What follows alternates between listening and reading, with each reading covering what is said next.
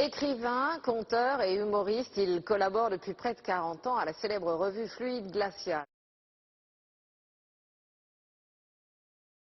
Ce qu'il aime, c'est l'envers du décor, ce qu'on n'ose pas toujours raconter. Alors cette fois, il s'est intéressé vers de la science et en marge des grandes découvertes, il a déniché des anecdotes cocasses et stupéfiantes qu'il a rassemblées dans un livre. Voici maintenant l'invité des 5 dernières minutes. Et cet invité, c'est Bruno Léandri. Bonjour. Bonjour. On est ravis de vous recevoir sur ce plateau pour ce livre qui est une mine en fait. On rit beaucoup en lisant, on apprend plein de choses aussi. Ça s'appelle 101 curiosités scientifiques cocasses et stupéfiantes. C'est publié à la librairie Vuibert. Pourquoi vous avez réuni ces anecdotes? Est-ce que c'est pour nous dire qu'il y a toujours des toutes petites choses qui se cachent derrière les très grandes découvertes ou les très grandes recherches? J'ai trouvé ça sans chercher. Comme je m'intéresse à beaucoup de choses et entre autres aux sujets scientifiques, en lisant les sujets scientifiques, à côté, derrière, vous trouvez des petites anecdotes, des petites histoires Des pépites qu'on néglige souvent parce que ça fait vraiment partie de l'anecdotique. Et puis, quand on s'y arrête, on s'aperçoit que c'est formidable, c'est des trésors d'humour, de surprise. Et ça m'intéresse. Alors j'ai vraiment envie de les raconter. Je les ai racontés à la télé belge, dans l'émission Matière Grise. Et là, il m'est donné de les rassembler dans un livre. Et j'ai toujours envie de raconter ces trucs-là. Alors ce qui est sympa, c'est que c'est très facile à lire, parce que chaque histoire fait 2-3 pages, pas plus. Donc franchement, c'est hyper facile à lire. Racontez-nous quelques-unes de ces anecdotes. On va parler du télescope Hubble. Immédiatement, quand on pense au télescope Hubble, on pense haute technologie.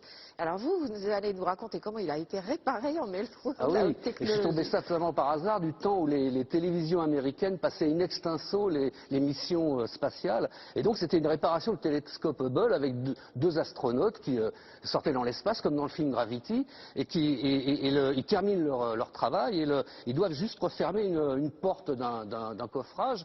Et on sent qu'il y a un problème. Le type la ferme, l'ouvre, c'est lent dans l'espace, la ferme, l'ouvre. Et puis finalement, il finit par dire: allô Houston, j'arrive pas à fermer la porte. Alors à Houston, ils disent: attendez, on va réunir les ingénieurs. Et puis le temps passe, réessayer, le type réessaye comme ça marche pas. Le temps passe. Et puis au bout d'un moment, on sent qu'il commence à s'énerver. Et nous, on l'attend. Et puis il dit: bon, Houston, je demande autonomie de décision. Alors, vraiment, on se demande ce que ça peut être tout là-haut. Là. Et les types réfléchissent encore, ils disent: ok, vous avez autonomie de décision. Et là, on ne sait toujours pas ce que c'est. Et le type, il saisit un bout du télescope Hubble et il fait BAM! Et il dit: allô Houston, c'est fermé. Il avait réussi, lui, à fermer la porte avec un bon vieux coup de pied.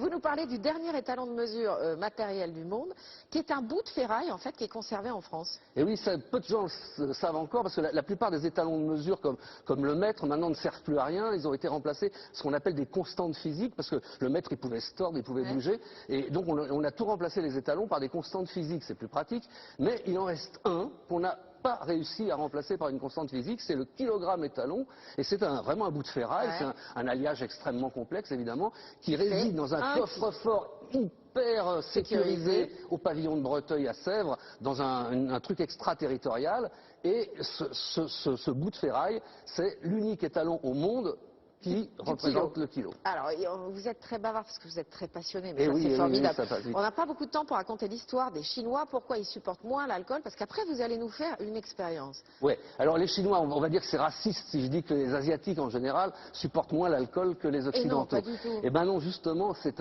une histoire de génétique, parce que c'est le foie qui synthétise l'éthanol, qui est le nom scientifique de l'alcool, et les Asiatiques ont un variant génique dans le foie qui l'effet qu'ils synthétisent plus difficilement.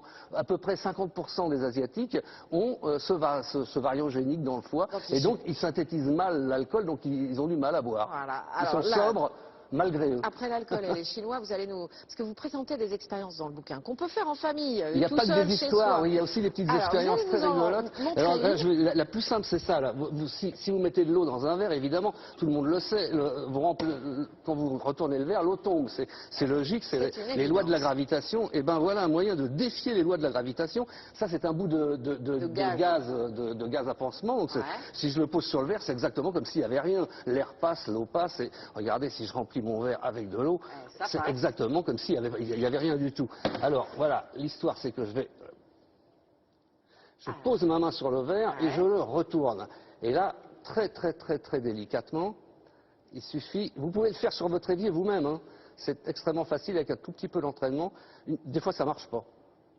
Ben là, ça marche. Et l'eau reste dans le verre. Waouh. Et avouez que c'est, moi je tremblote un peu, là c'est le trac, mais c'est extrêmement compliqué d'expliquer ça. Pourquoi? C'est les lois de tension de surface avec les lois de la pression atmosphérique, et avouez que c'est quand même spectaculaire quand on les voit. Parce que regardez, le moindre petit déséquilibre dans la verticalité, et paf, l'équilibre très fragile est rompu et l'eau tombe. Bravo Bon, Bruno Léandri. On rappelle les science. titres de votre livre qui sort aujourd'hui, 101 curiosités scientifiques cocasses et stupéfiantes, c'est publié chez Librairie Vibert. Une bonne graminée, c'est une graminée qui tient son pot. Vous voyez? Je la retourne, ça ne tombe pas.